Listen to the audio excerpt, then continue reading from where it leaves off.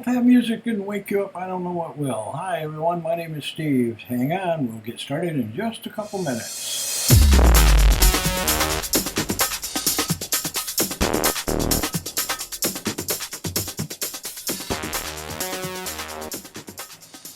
Nope, not yet. Go grab yourself a pen and pencil or whatever it is you can take some notes with, because I've got some important stuff to share with you tonight. So I'll be back in just a minute.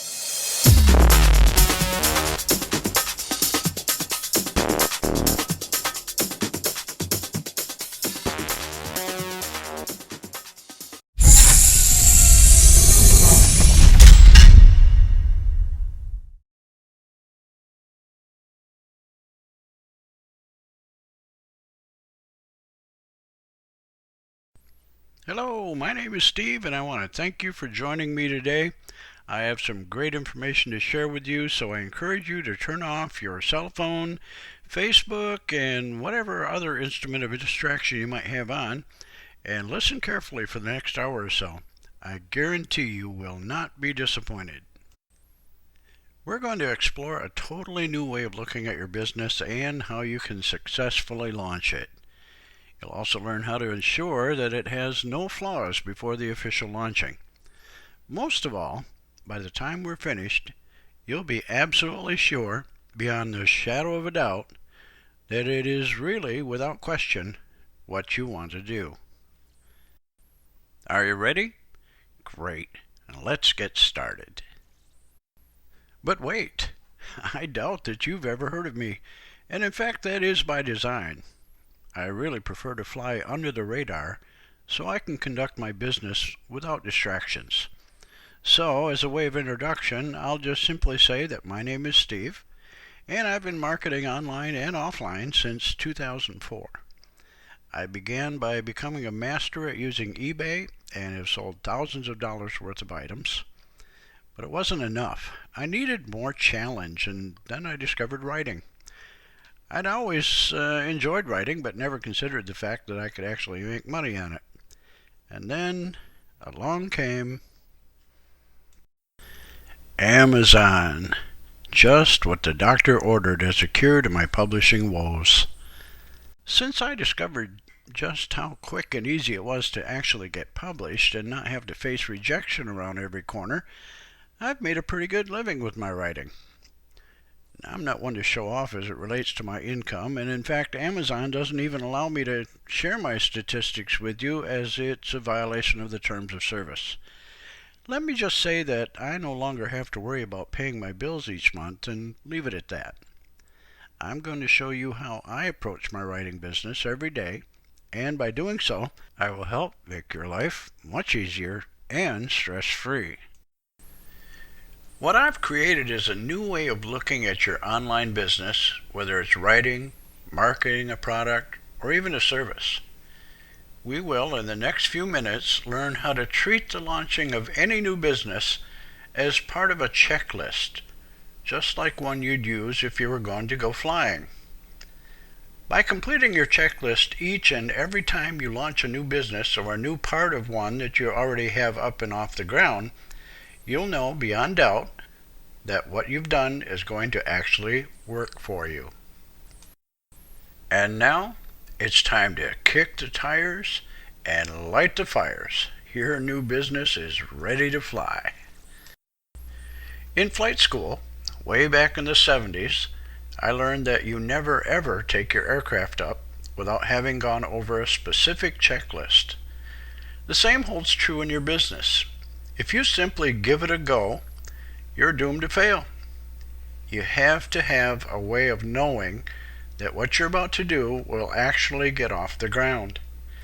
I was allowed only to fly when there were very few clouds, no rain or storms on the horizon. It was called VFR, or Visual Flight Rules. If the weather even looked a little threatening, you simply could not fly. Let's start now and see just what your business flight rules checklist looks like. From this point on, we're going to discuss exactly what is necessary for you to do before you leave the hangar, runway, or your desk or office in order to be successful. Although your pre-flight checklist isn't long, it does have points that you must not just glance at and think, I've already done that.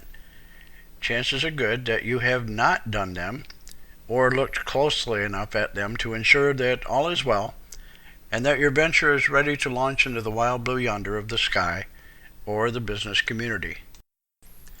Here's a scary statistic. According to the Small Business Administration's website, there were 543,000 small businesses started every month in 2014. Unfortunately, most, I'd say approximately 90%, failed.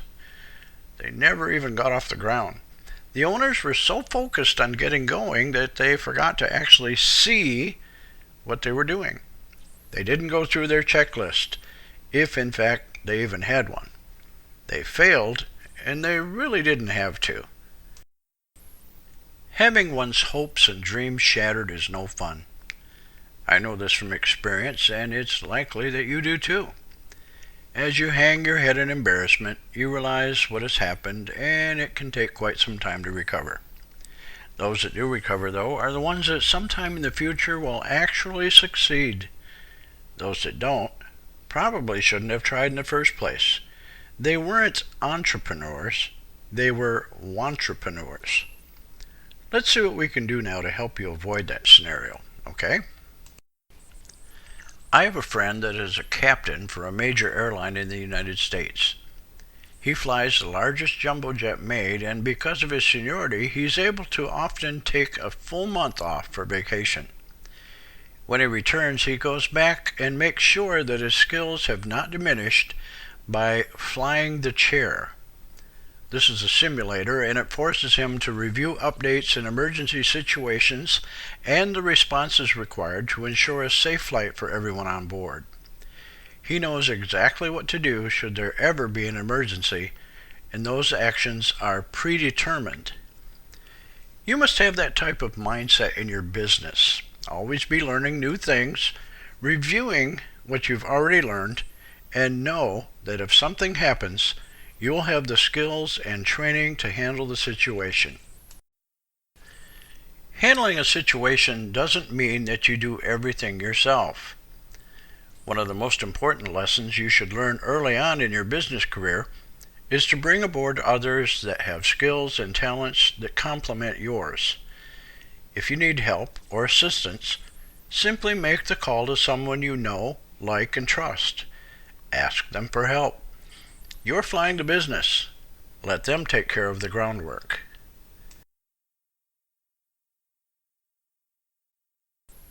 All right, we've spent enough time on that, so let's move on to the actual pre-flight business checklist. Take notes now, as you'll want to review this later on. It's always good to fly the chair, and there's no better time or place to do it than after you've taken great notes and have the time before takeoff to do so. We don't want to see you crash and burn now, do we?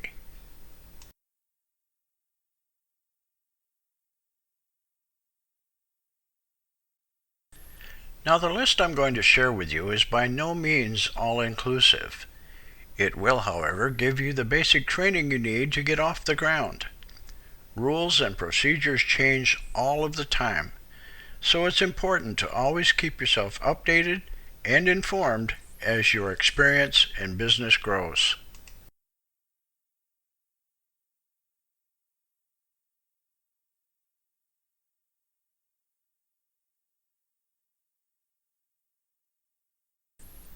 As I noted earlier, VFR stands for Visual Flight Rules.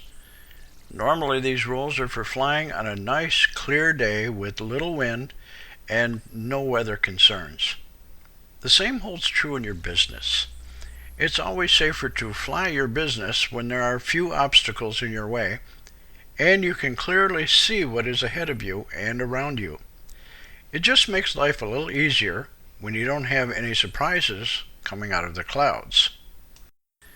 Having said that, let's see what is number 1 on our pre-flight checklist. Number 1, the general overview. Here you want to step away from your aircraft and take a good look at the general condition. Any flat tires, dents or dings or obvious flaws that jump out at you right away without having to look too hard?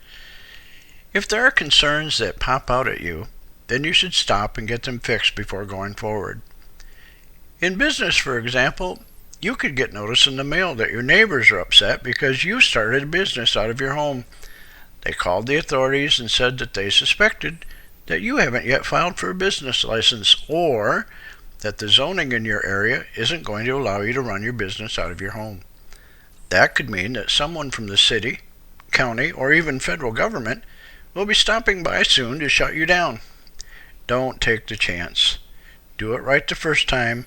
Make sure that you're legal in all respects. Number 2, the walk around. Once you've satisfied yourself that all of the generalities have been taken care of, it's time to take a closer look. Just as in a pre-flight check of any aircraft you intend to fly, you have to take a close look before you ever get inside of the craft and start the engine. So what are we looking at here? Well, to begin with, you want to be sure that policies and procedures have been clearly established that give not only general operating procedures, but further instructions that will help you handle a specific situation should it arise. In an aircraft walk-around, you're always looking for little dents or obstructions that could hinder your flight. Something as simple as a loose screw or rivet could spell disaster once you're in the air. By then it's too late. Best to take care of the little stuff before launching. The walk-around of an aircraft is slow, purposeful, and never hurried in any way. You start at one spot on the aircraft and slowly go in one direction, ensuring that nothing is out of place, damaged, or missing. Generally, you start at the front and check the propeller, the air intake, and look for anything that could obstruct the airflow in flight. That's a great way to look at your business also. If you always start your inspection at a specific point and follow it the same way each and every time, then there's less chance of ever missing an important element you should be seeing. Take, for example, each year when it's time for your annual report to the board. Would you pick up just a few papers you have laying on your desk and go walk into the meeting hoping that the members only ask you questions that you can answer on the spot? I'm thinking that wouldn't be such a great idea. How about you? Would it not be better to be prepared and know that you have the answers? Yeah, I think so too. Number 3 is, what's under there and is it working properly? I am by no means a mechanic, but I can generally take a look at an engine and see if there is or has been any leakage of oil or other fluids that are necessary to keep the engine running as it should. The same holds true in your business. We've already discussed the fact that you don't have to be an expert in every field of business, but you do need to have a general knowledge of how things work and also be able to see if there is any leakage anywhere in your company. Something as simple as employees that call in sick more than they show up for work could be a major concern, as their work isn't being completed, and the leak they have created in the workflow could mean the difference between success and failure. Maybe it's time to replace that worn out or broken part with something or someone more dependable. Once you're convinced that everything under the hood is safe and secure, it's time to move on down to the wing area. Yes, the wing. You know, that thing that holds the aircraft in the air once you've taken off. It's sort of important, don't you think? The wing in your business could be several areas.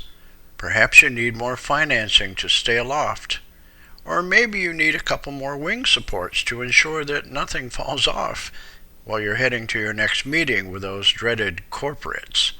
Either way, I'm sure you agree that having a good support system in place is vital to your business. Under the wing is a small panel that opens up. Here's where you take a small clear tube and drain some fuel out. Once it's in the tube, you take a careful look at it to be sure that there are no foreign objects or dirt in the fuel. Replace the little door once you're satisfied that the fuel is clean, and then move further on down the aircraft. In business, you should always be checking the fuel and making sure that it is clean and that there are no contaminants in it, such as employees stealing you blind, or taking a shortcut in the inventory process, or maybe even leaving the back door unsecured while they go to lunch, thereby allowing their friends to visit while there's nobody around watching. That could be a costly little contaminant for sure, and one you really don't want. On the back side of the wing are movable surfaces that control how the aircraft flies through the air. They are controlled from inside the aircraft, and the pilot has control. If there's an obstruction and these surfaces don't move properly, you're going to be taking a very short trip, and the outcome will not be pleasant. Control surfaces in your business are important too. I guess you could call the control surface the sales force. If they aren't doing their job, then eventually your business could crash and burn. Here again, it might be wise to have them either tightened up or replaced altogether.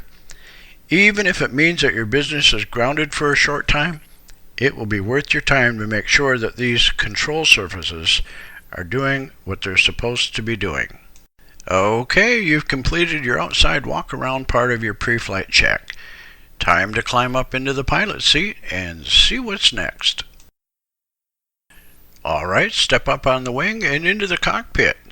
There you'll see in front of you lots of instruments. Some of them you might recognize, while others will be totally foreign to you. Don't worry though, because in the next few minutes you will become familiar with what they are for and how you can use them. Flying really is quite simple once you become accustomed to what the tools are you must use in order to make flight happen. The same holds true in your business life.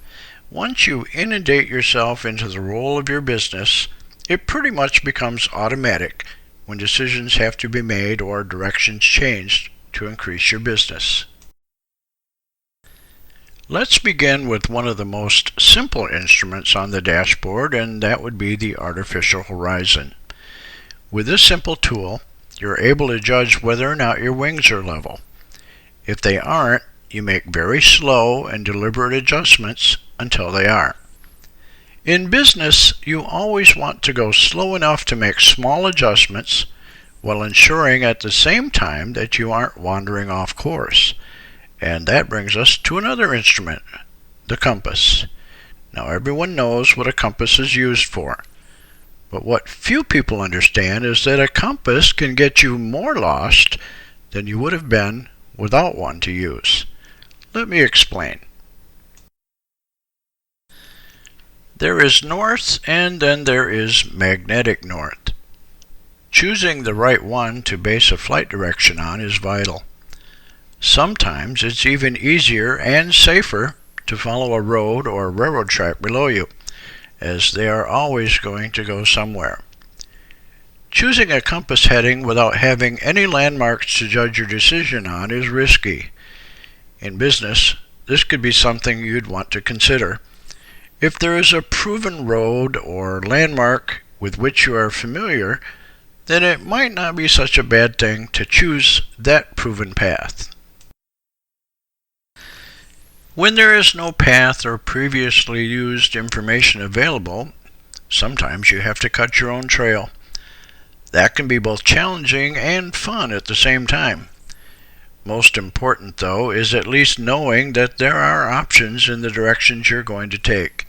In an airplane, choosing a compass heading that is even 1 to 2 degrees off where you want to go can result in you finding that you've missed your mark or destination by many miles. In business, a few degrees off bubble generally isn't quite so bad. Ask for directions and get back on course. In business, help is usually just a phone call away. When I first began training to become a pilot, the instruments available were limited and basic. These days, however, the guidance and problem-solving instruments available almost seems endless. GPS and radios have made the job of flying much easier. Add an autopilot and you're going to go exactly where you want.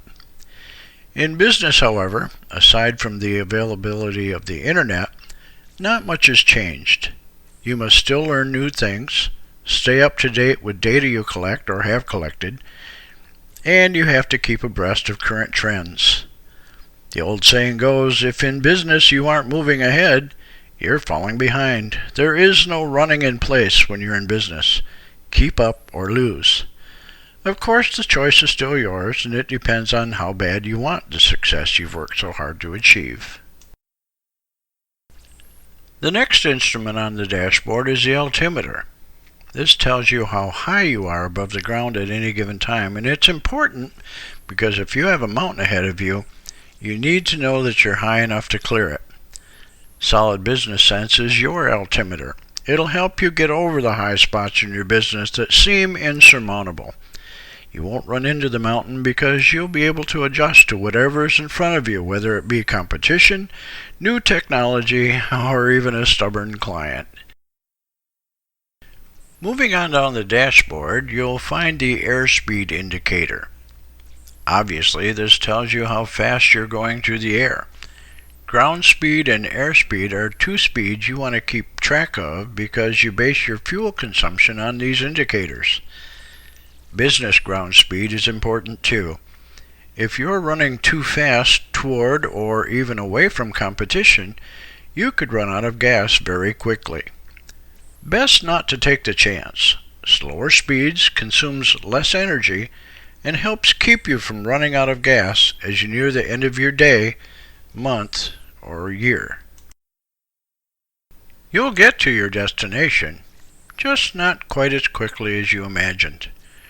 Remember the rabbit and the hare story. Slow won. Speedy lost the race. People believe that the steering wheel controls your up and down motion in the aircraft, and that's not, however, the case. The control wheel allows you to change direction. What controls how quickly you go up or down is airspeed. The more speed equals more climb. Less airspeed, less climb. You pull back on the control wheel without adding throttle, you'll learn very quickly that your airspeed drops, and so do you. It's called a stall. Stalling in your business is not a good thing, so the next time your business seems to be losing altitude, perhaps it's time to add some power and correct the situation. And with that, we've arrived at our destination. I'm confident that you'll take these lessons to heart, and as you go into the business world, you remember what you've learned here today. You can always go back and reread or listen again to the information I've shared with you here today. A good manual is always something that you should have by your side. That's why all aircraft and good companies have policies and procedures in place. Use them and see how far you can see over the horizon in your quest for success. Until then, remember this: gear up, flaps to zero, power up and succeed. The information contained herein is under copyright 2015 by the author Stephen Dornbos, all rights reserved, including the right of reproduction in whole or in part in any form. No part of this reported recording may be reproduced in any form without the express written permission of the copyright owner. In no event shall the author be responsible or liable for any loss of profits or other commercial or personal damages, including but not limited to special, incidental, consequential, or any other damages in connection with this information provided.